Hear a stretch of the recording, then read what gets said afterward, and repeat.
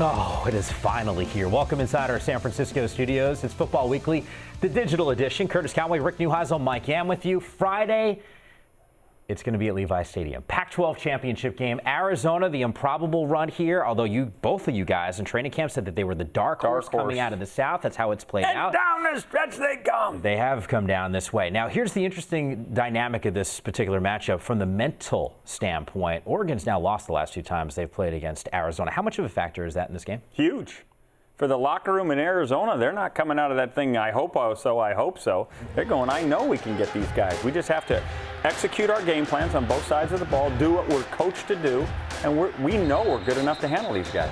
That's a huge thing going in, especially when you're facing a team that's a 2-touchdown favorite, that everybody in the whole country has already given them a pass to the next level. They go, not so fast. We beat these guys, and we know how to beat these guys. And for the other side, the psyche of Oregon, you know, we talk about boxing. I use those analogies all the time. Styles make fights. And then this may just be a matchup when you talk about the 3-3-5 defense of the Wildcats, may be something difficult that the Oregon offense can handle. That's the one defense that's different than any other defense in the Pac-12, and this is the defense that's been holding Oregon down.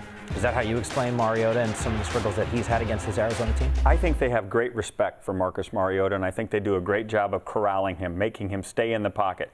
When you see him get out of the pocket, it's usually because they've actually called a full flow pass where they've designed him to get out and have people setting edges to get him there. But in terms of escaping the pocket and creating plays, as we've seen him do timeless times, that isn't happening a bunch against Arizona. They are doing a great job keeping him in the pocket, forcing him up north and south, and then coming off their blocks and making plays. They had 2 sack fumbles in the first game this year doing just that. How important is Nick Wilson in this game? Oh, he's huge. He's huge because one thing you want out of Nick Wilson is to control the clock. You want to keep the ball away from the Ducks, and having Nick Wilson in the backfield, you can do just that.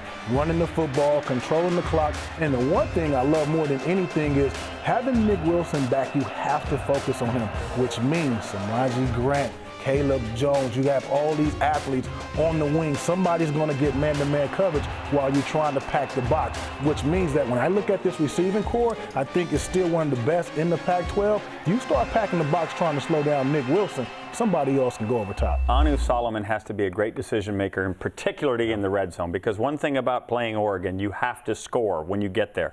Anu Solomon is going to have lots of different options, whether it be handing off to Nick Wilson or getting the ball out to the great receivers that Curtis just mentioned. Ultimately, he's got to be right when he makes those decisions. You worried, though? I mean, to some of the points that Curtis was making about Oregon's defense holding up against some of the weapons right now that Rich Rod has at his disposal? I think they're going to have to tweak what they've been doing. Yeah. What they've been doing in the last 2 games against Arizona has not worked. They're going to have to do some fire zones. They're going to have to confuse the young quarterback, Anu Solomon, and make him make some poor decisions to get some drives canceled. That they cannot play status quo and expect a different result. I know everyone's looking forward to this game.